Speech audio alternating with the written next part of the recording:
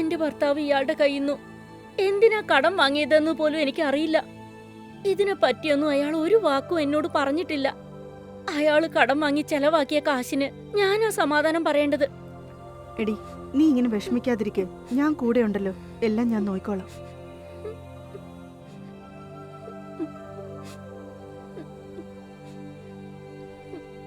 ദാ കുടിക്ക്.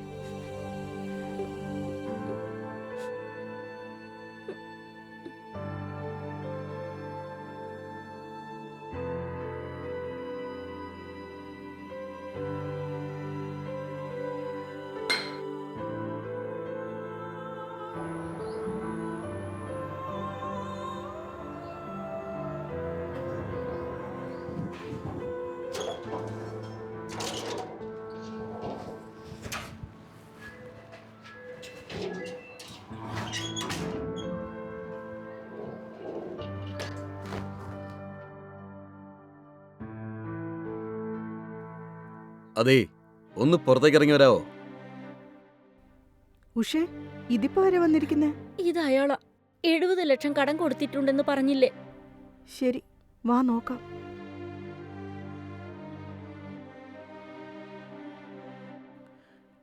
എന്തായി, കാശൊക്കെ റെഡിയാക്കിയോ? സർ, നിങ്ങൾ അകത്തേക്ക് വരൂ, ഇരുന്ന് സംസാരിക്കാം. ആ ശരി.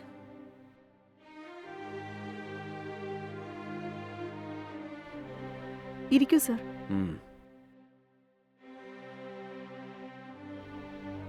ദേവൻ സർ നിങ്ങളോട് എപ്പോഴാ പണം മേടിച്ചേ? ആ കാശ് വാങ്ങിയിട്ട് 1 വർഷത്തിന് മേളിലായി.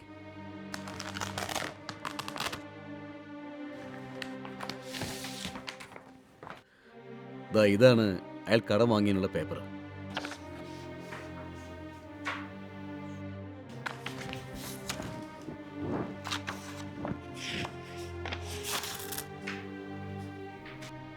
ശരിതാ വാങ്ങിച്ചു.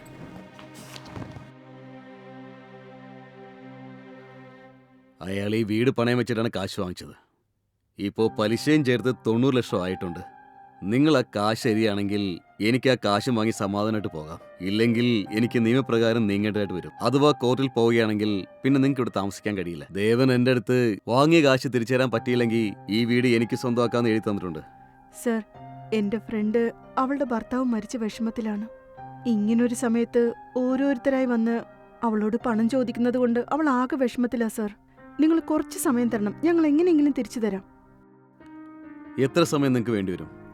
ഒരു 6 മാസമെങ്കിലും. എന്താ 6 മാസോ? ഇതൊക്കെ ന്യായമാണോ? ഇനിയും ഒരു 6 മാസം കൂടിയായി പലിശയും ചേർത്ത് 1 കോടി രൂപയായി മാറും. അത് എനിക്കും സമ്മതമുള്ള കാര്യമല്ല. ശരി, വേണമെങ്കിൽ നിങ്ങൾക്ക് ഞാനൊരു 2 മാസം കൂടി തരാം. അതിനു മുമ്പായിട്ട് കാശ് എങ്ങനെയെങ്കിലും റെഡിയാക്കാനായിട്ട് പറ, കേട്ടല്ലോ?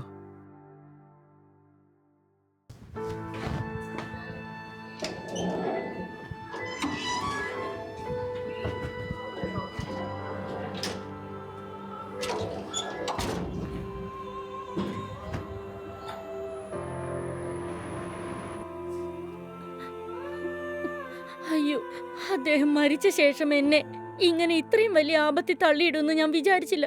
അദ്ദേഹം ഉള്ളപ്പോഴും എനിക്ക് സമാധാനമില്ല. അദ്ദേഹം മരിച്ചു പോയിട്ട് പോലും എനിക്ക് സമാധാനമില്ല. എടി, നീ ഇങ്ങനെ വിഷമിക്കാതിരിക്കുക, എല്ലാം ശരിയായിക്കോളും. നമുക്കുണ്ടാവുന്ന എല്ലാ പ്രശ്നങ്ങൾക്കും ഒരു പരിഹാരം ഉണ്ടായിരിക്കും. നീ ഒന്നുകൊണ്ടും വിഷമിക്കണ്ട.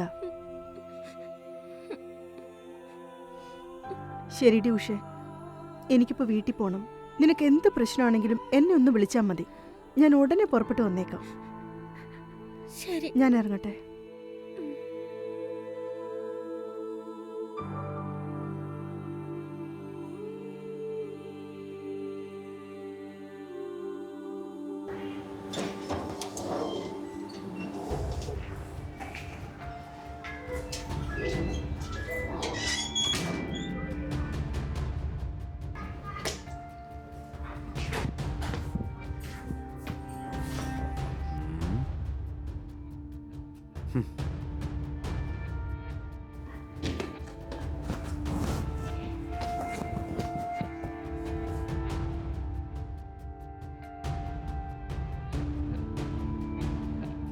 അതെ, അതെ, നിങ്ങളെ വിളിച്ചത്.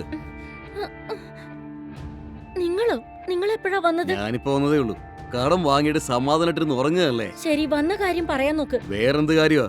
പണം നിങ്ങൾ റെഡിയാക്കിയിട്ടുണ്ടോ ഇല്ലയോ എന്ന് അറിയാൻ വേണ്ടി വന്നതാണ്. എന്താ ഇത്? ആണുങ്ങളില്ലാത്ത വീട്ടിൽ വന്ന് ഇങ്ങനെയൊക്കെയാണോ സംസാരിക്കേണ്ടത്? നിങ്ങൾ ഈ ചെയ്യുന്നത് ശരിയല്ല. നിങ്ങളുടെ പണം ഞാൻ എങ്ങനെയെങ്കിലും തന്നു തീർക്കാന്ന് പറഞ്ഞതല്ലേ, പിന്നെ എന്തിനാ ഇങ്ങനെ വന്ന് ഒച്ച വെക്കുന്നത്? നിങ്ങളൊരു സ്ത്രീ ആയതുകൊണ്ടാണ് ഞാൻ കുറച്ച് മര്യാദയ്ക്ക് പറഞ്ഞത്. എന്റെ യഥാർത്ഥ രൂപം നിങ്ങൾ ഇതുവരെ കണ്ടിട്ടില്ല. എത്രത്തോളം നല്ലവനാണോ അത്രത്തോളം വൃത്തികെട്ടവനോ ഞാൻ. എന്റെ കാശ് പറഞ്ഞ സമയത്തിനുള്ളിൽ തന്നില്ലെങ്കിൽ നിങ്ങളെ ഞാൻ വെറുതെ വിടില്ല. എത്രയും പെട്ടെന്ന് എനിക്കിത് കാശ് തിരിച്ചു തരണം. അതാണ് നിങ്ങൾക്ക് നല്ലത്.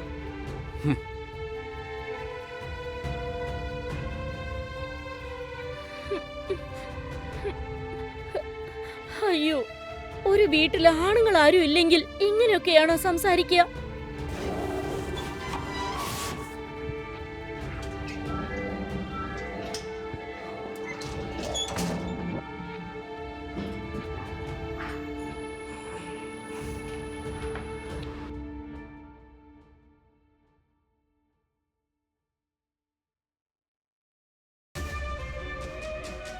എന്താ ഇത്? നിങ്ങൾ എപ്പോഴാ അകത്തേക്ക് കയറിയത്? ഇപ്പൊ വന്നിട്ടേ ഉള്ളൂ.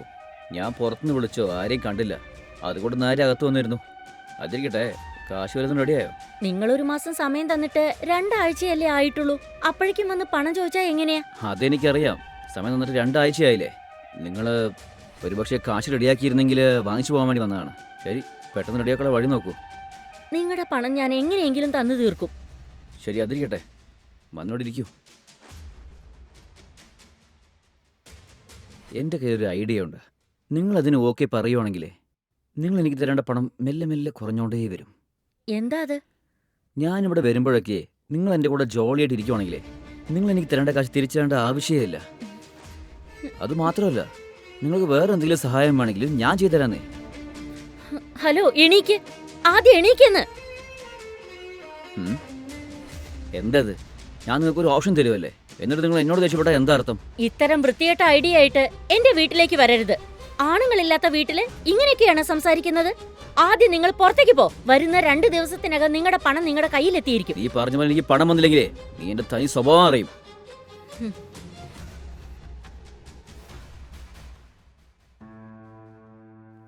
ഇപ്പൊ എന്താ ചെയ്യേണ്ടതെന്ന് എനിക്കൊന്നും മനസ്സിലാവുന്നില്ല.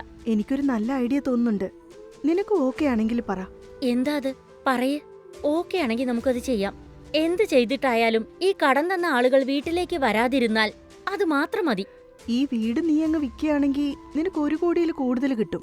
കടം കൊടുത്തവർക്കൊക്കെ അതങ്ങ് തിരിച്ചു കൊടുക്കുകയാണെങ്കിൽ എല്ലാ പ്രശ്നവും തീരുമല്ലോ. എന്താ ഇത്?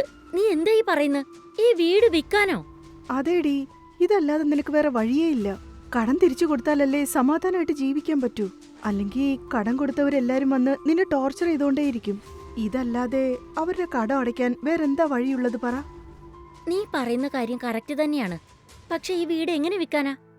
ഈ വീട് വിൽക്കണമെങ്കിൽ എനിക്ക് ആരെയും അറിയില്ലല്ലോ. അതെയോ, ശരി. കടം കൊടുത്തവര് വീണ്ടും വരുവാണെങ്കിൽ അവരോടൊന്ന് സംസാരിച്ചു നോക്കാം. ശരി. ദേ നോക്ക്, ഞാൻ നിങ്ങൾക്ക് അന്ന് സമയം കഴിഞ്ഞിരിക്കുന്നു. ഇതിൽ കൂടുതൽ സമയം തരാൻ പറ്റില്ല.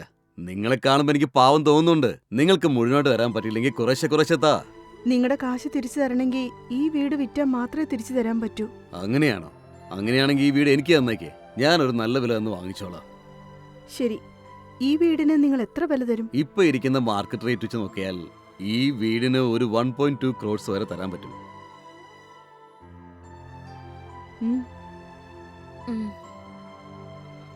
ശരി സർ, നിങ്ങൾ ഈ വീടെടുത്തിട്ട് ബാലൻസ് തിരിച്ചു കൊടുത്തേക്ക്. ശരി, നിങ്ങളൊരു കാര്യം ചെയ്യേ. നാളെ രാവിലെ ഒരു 10 മണിക്ക് രജിസ്ട്രേഷൻ ഓഫീസിലേക്ക് വാ. ഞാനും അഡ്വക്കേറ്റിന്റെ കൂടെ അവിടേക്ക് എത്താം. രജിസ്ട്രേഷൻ കഴിഞ്ഞ ഉടൻ തന്നെ ഞാൻ നിങ്ങൾക്ക് തരാനുള്ള ബാലൻസ് കാശ് അങ്ങ് തന്നേക്കാം. ഓക്കെ അല്ലേ? എന്താ മിണ്ടാതിരിക്കുന്നത്? ഓക്കെ അല്ലേ? ശരി സർ. ശരി, എന്നാ നമുക്ക് നാളെ കാണാം.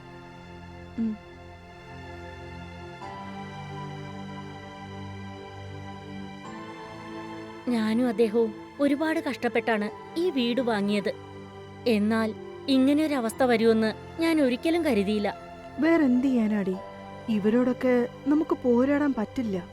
വീട് വിറ്റ കാശുകൊണ്ട് എല്ലാ കടവും വീട്ടിയിട്ട് ഒരു ചെറിയ വീട് ലീസിനെടുക്കുകയാണെങ്കിൽ പിന്നെ നിനക്ക് സമാധാനമായിട്ട് ജീവിക്കാം.